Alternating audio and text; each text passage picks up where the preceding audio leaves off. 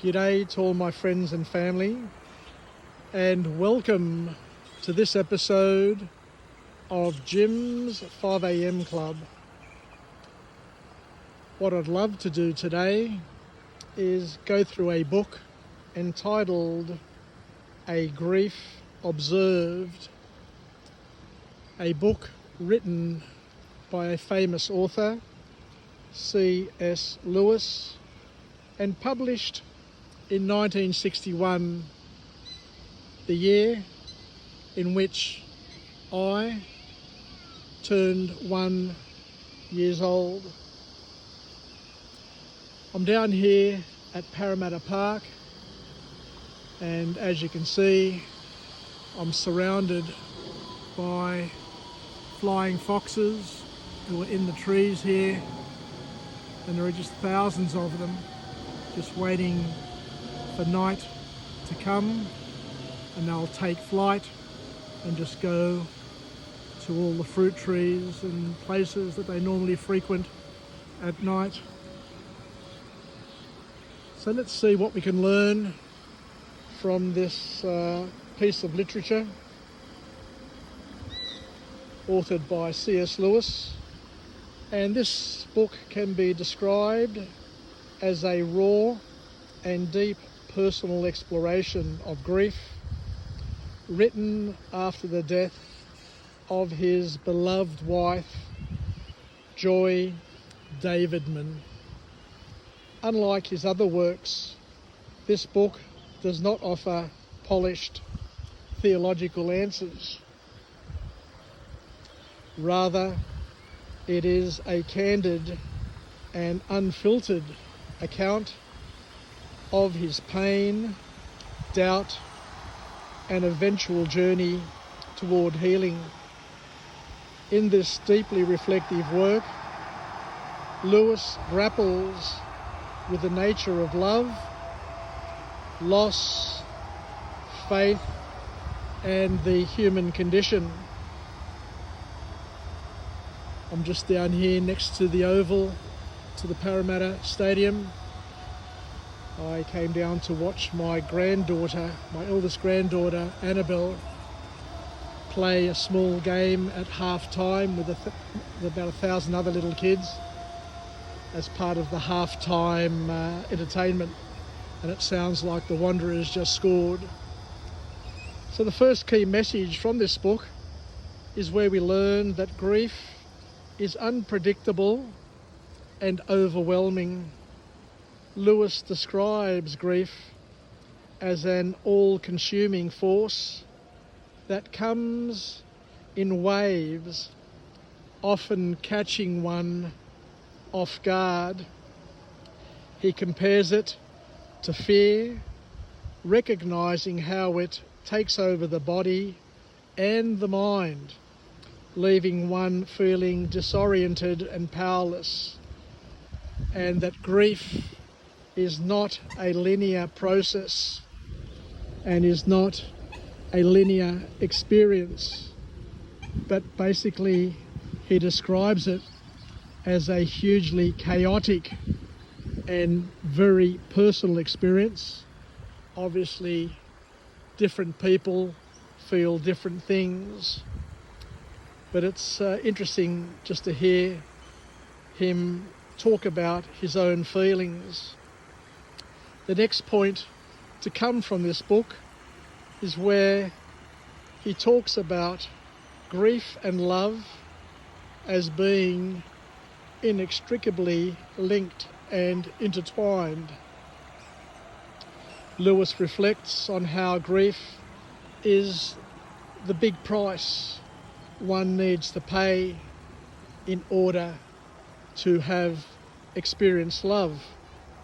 The depth of his sorrow mirrors the depth of his love for Joy, his wife. This realization leads him to understand that grief is not something to overcome, but a testament to the bond that they shared, and a bond that will last forever. And he does admit that one's faith can be shaken by grief. Lewis's candid statements where he shares how his faith was deeply challenged after his wife Joy's death, and he questions the nature of God, wondering how a loving deity could actually allow such pain. His raw honesty reveals that doubt is a natural part of grief, even for those who have strong spiritual beliefs. And he says that God is not always who we expect.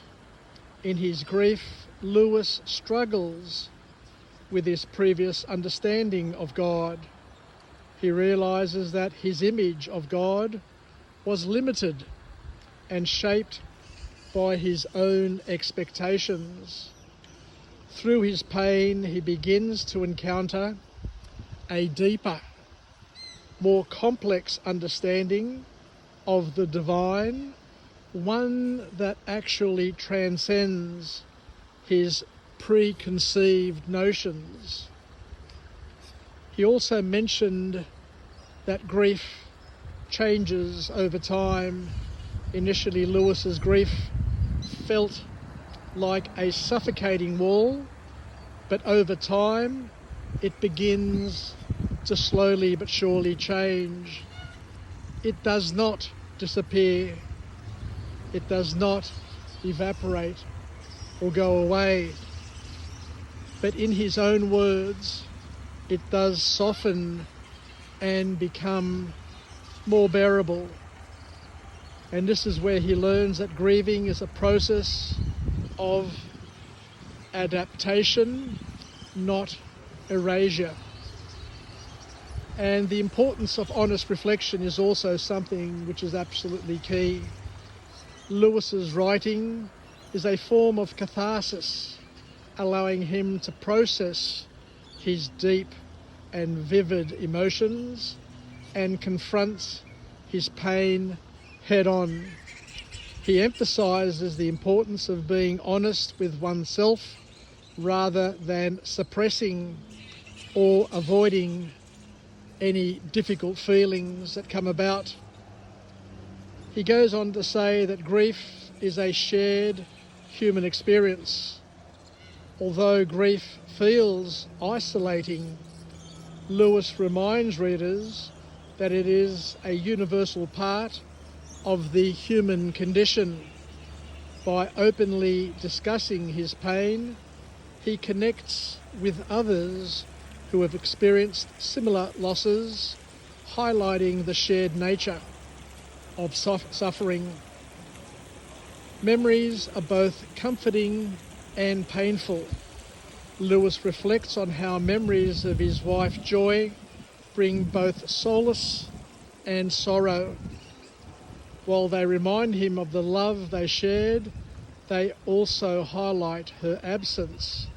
And over time, he learns to cherish these powerful and special memories as a way of keeping her spirit alive.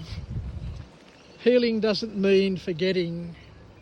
Lewis realizes that moving forward does not mean forgetting Joy or getting over her death.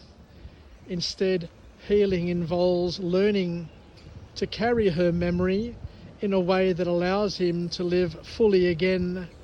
Joy's presence remains a part of his life, even in her absence. And the last key point is that grief can lead to growth and transformation. Through his journey, Lewis discovers that grief, while painful, can also be transformative. The process of grieving reshapes him, teaching him resilience and a greater capacity for compassion. So thank you very much for joining me on this episode of Jim's 5am Club. It sounds like the Western Sydney Wanderers have just scored again, and I'm just over the river here from the stadium, and I look forward to talking to you again soon. Bye for now.